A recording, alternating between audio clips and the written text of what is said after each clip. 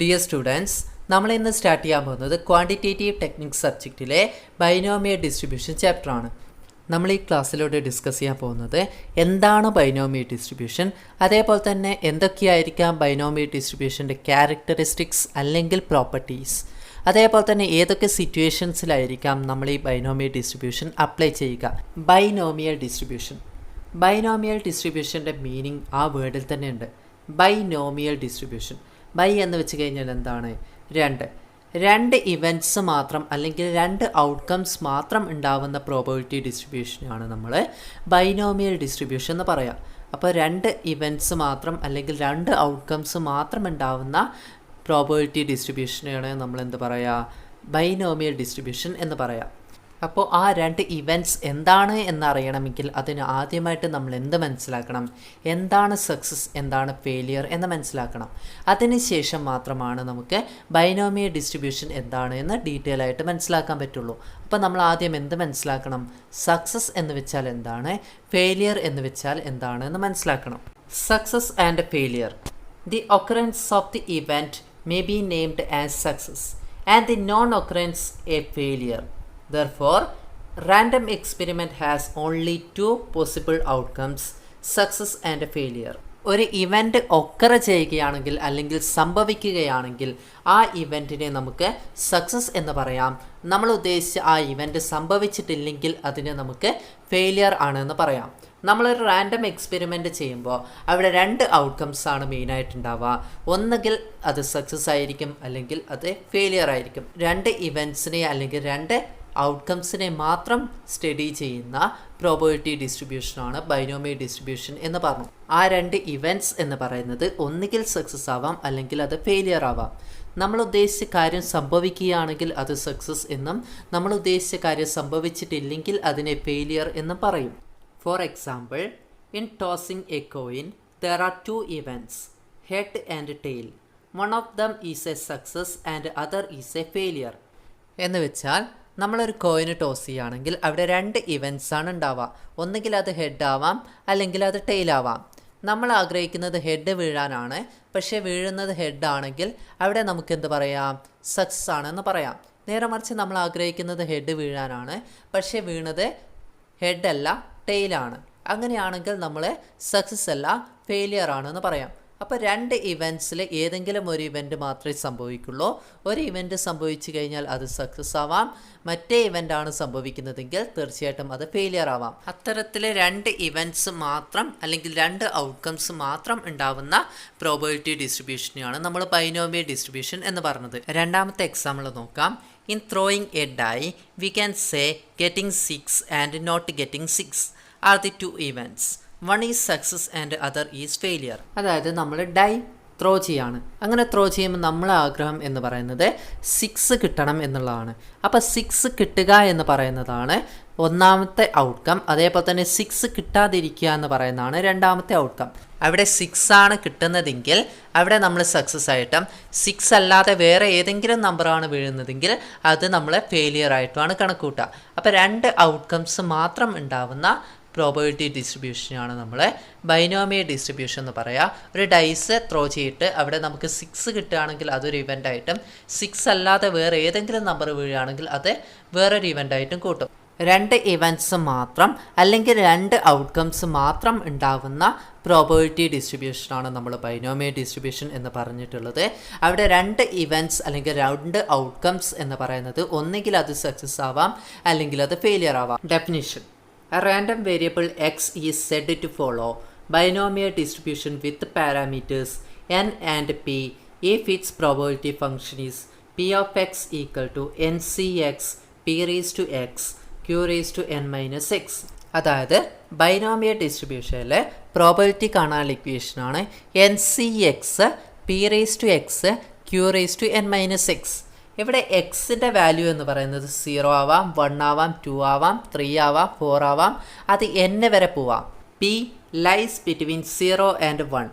പിയുടെ വാല്യൂ 0നും 1നും ഇടയിലായിരിക്കും. അതായത് പിയുടെ വാല്യൂ 0ന് താഴോട്ടേക്കും പോവില്ല, 1ന് മേലോട്ടേക്കും പോവില്ല.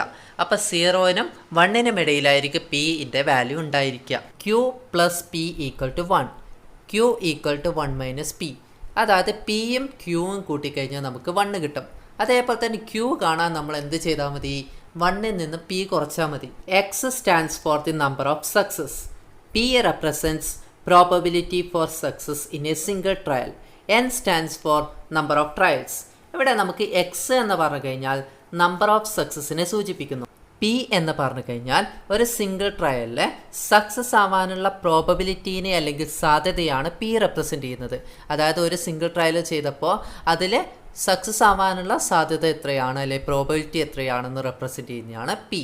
അതേപോലെ തന്നെ N stands for number of trials. എത്ര പ്രാവശ്യം നമ്മൾ ഈ കോയിന് ടോസ് ചെയ്യുന്നുണ്ട്, അല്ലെങ്കിൽ എത്ര പ്രാവശ്യം നമ്മൾ ഈ ഡൈസ് ത്രോ ചെയ്യുന്നുണ്ട്, എത്ര പ്രാവശ്യം നമ്മൾ ഇത് ട്രൈ ചെയ്യുന്നുണ്ട്, ട്രയൽ നടത്തുന്നുണ്ട് എന്നുള്ളതിൻ്റെ എണ്ണത്തിനെയാണ് എൻ എന്ന് പറയുക. Next, situations for binomial distribution can be applied. ഏതൊക്കെ സിറ്റുവേഷൻസിലാണ് നമ്മൾ ബൈനോമിയൽ ഡിസ്ട്രിബ്യൂഷൻ അപ്ലൈ ചെയ്യുക? ഒന്നാമത്തത്, the random experiment has 2 outcomes which can be called success and failure.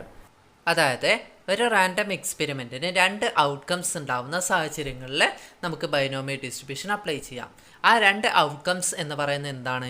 Success ആവാം, ഫെയിലിയർ ആവാം. അതായത് ഒരു റാൻഡം എക്സ്പെരിമെൻ്റ് നടത്തുമ്പോൾ അവിടെ 2 ഔട്ട്കംസ് മാത്രമാണ് ഉണ്ടാവുന്നതെങ്കിൽ അവിടെ നമുക്ക് എന്ത് അപ്ലൈ ചെയ്യാം?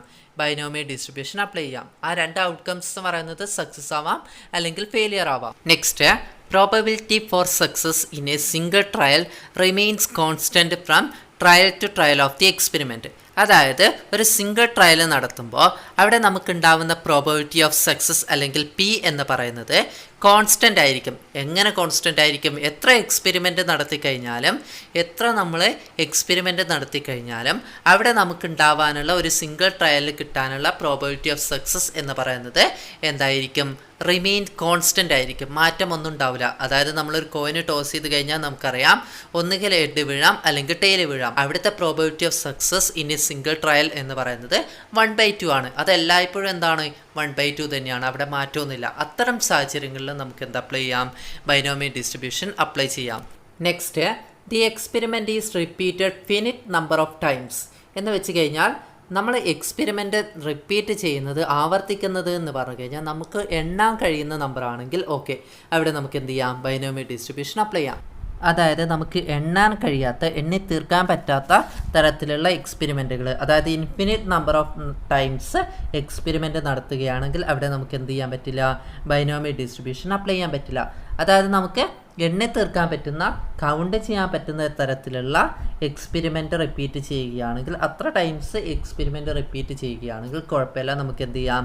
ബൈനോമിയൽ ഡിസ്ട്രിബ്യൂഷൻ അപ്ലൈ ചെയ്യാം. നേരെ മറിച്ച് നമുക്ക് എണ്ണാൻ കഴിയാത്ത, എണ്ണി തീർക്കാൻ പറ്റാത്ത രീതിയിലുള്ള ഇൻഫിനിറ്റ് നമ്പർ ഓഫ് ടൈംസ് ഈ എക്സ്പെരിമെൻറ്റ് റിപ്പീറ്റ് ചെയ്യുകയാണെങ്കിൽ അവിടെ നമുക്ക് ബൈനോമിയൽ ഡിസ്ട്രിബ്യൂഷൻ അപ്ലൈ ചെയ്യാൻ പറ്റില്ല. Next, trials R independent. ഒരു റിസൾട്ട് മറ്റേ റിസൾട്ടുമായിട്ട് എന്ത് ചെയ്യരുത്? ബന്ധപ്പെട്ട് കിടക്കരുത്. നമുക്കറിയാം ഒരു കോയിന് ടോസ് ചെയ്ത് കഴിഞ്ഞാൽ ആദ്യം ചിലപ്പോൾ ഹെഡ് വീണിട്ടുണ്ടാവും, രണ്ടാമത് കോയിന് ടോസ് ചെയ്യുമ്പോൾ ഒരിക്കലും ഹെഡുമായിട്ടൊരു ബന്ധം ഉണ്ടാവണം എന്നില്ല. അപ്പോൾ നമുക്ക് കിട്ടുന്ന ഔട്ട്കംസ് തമ്മിൽ എന്തുണ്ടാവില്ല? ട്രയൽസ് തമ്മിൽ ഇൻഡിപെൻഡൻ്റ് ആയിരിക്കും, രണ്ടും തമ്മിൽ ബന്ധങ്ങളൊന്നും ഉണ്ടാവില്ല. അത്തരത്തിൽ ട്രയൽസ് എല്ലാം ഇൻഡിപെൻഡൻ്റ് ആയിട്ടുള്ള സാഹചര്യങ്ങളിൽ മാത്രമേ നമുക്ക് ബൈനോമിയൽ ഡിസ്ട്രിബ്യൂഷൻ അപ്ലൈ ചെയ്യാൻ പറ്റുള്ളൂ. Next, properties or characteristics of binomial distribution. Binomial ഡിസ്ട്രിബ്യൂഷൻ്റെ ക്യാരക്ടറിസ്റ്റിക്സ് എന്തൊക്കെയാണ് അല്ലെങ്കിൽ പ്രോപ്പർട്ടീസ് എന്തൊക്കെയാണ്? ഒന്നാമത്തത്, binomial distribution is a discrete probability distribution. Binomial distribution എന്ന് പറയുന്നത് എന്താണ്? ഒരു ഡിസ്ക്രീറ്റ് സീരീസ് ഫോളോ ചെയ്യുന്ന പ്രോബബിലിറ്റി ഡിസ്ട്രിബ്യൂഷനാണ്. രണ്ടാമത്തത്, mean of the binomial distribution increases as n increases with p remaining constant. അതായത് ബൈനോമിയൽ ഡിസ്ട്രിബ്യൂഷൻ്റെ മീൻ ഇൻക്രീസ് ചെയ്യും. എങ്ങനെയാണെങ്കിൽ എൻ ഇൻക്രീസ് ചെയ്ത് കഴിഞ്ഞാൽ ഓട്ടോമാറ്റിക്കലി മീനും ഇൻക്രീസ് ചെയ്യുന്നതായിരിക്കും.